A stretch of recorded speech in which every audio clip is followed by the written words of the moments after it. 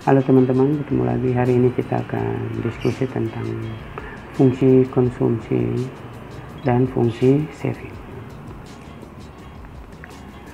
Fungsi konsumsi adalah fungsi yang menunjukkan hubungan antara konsumsi dan pendapatan seseorang, di mana hubungannya biasa bersifat positif. Artinya, kalau pendapatan seseorang itu meningkat, biasanya konsumsinya juga akan meningkat, sehingga secara matematis fungsi konsumsi dapat dirumuskan sebagai Y atau pendapatan sama dengan konsumsi, di mana C atau konsumsi itu sama dengan A ditambah dengan B dikali Y.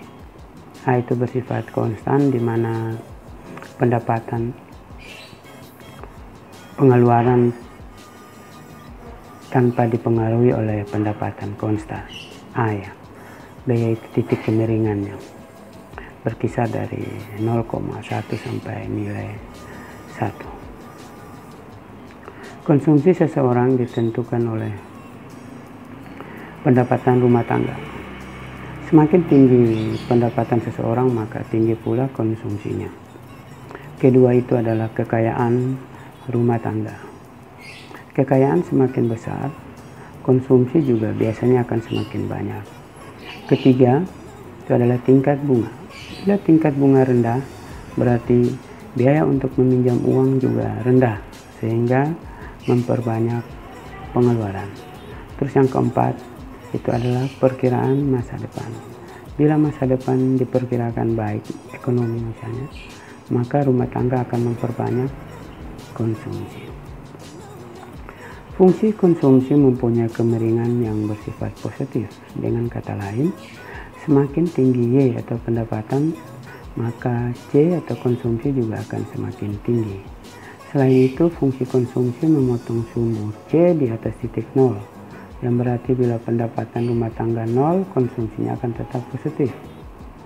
Konsumsi tambah pendapatan ini diperoleh dari pinjaman, simpanan, atau pemberian.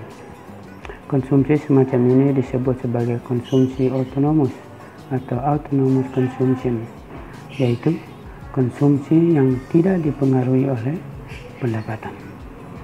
Dalam fungsi konsumsi dikenal istilah MPC atau marginal propensity to consume, dengan rumus delta C dibagi dengan delta Y atau selisih C dibagi selisih Y, yaitu proporsi perubahan pendapatan yang digunakan untuk konsumsi. Misalnya, diketahui angka MPC sama dengan 0,7, itu berarti 70% perubahan pendapatan dipergunakan untuk konsumsi. MPC juga menggambarkan kemiringan dari kurva konsumsi. Fungsi saving. Fungsi saving adalah fungsi yang menunjukkan hubungan antara tingkat pendapatan dengan kemampuan seseorang untuk menabung.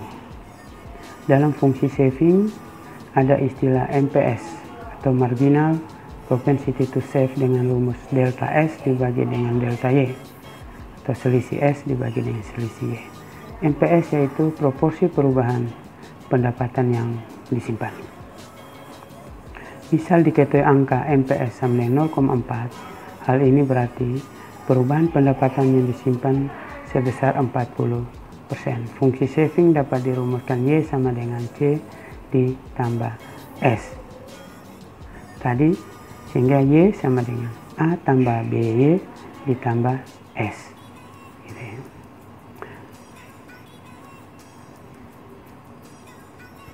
Berdasarkan uraian di atas, maka MP C ditambah MPS nilainya adalah 1.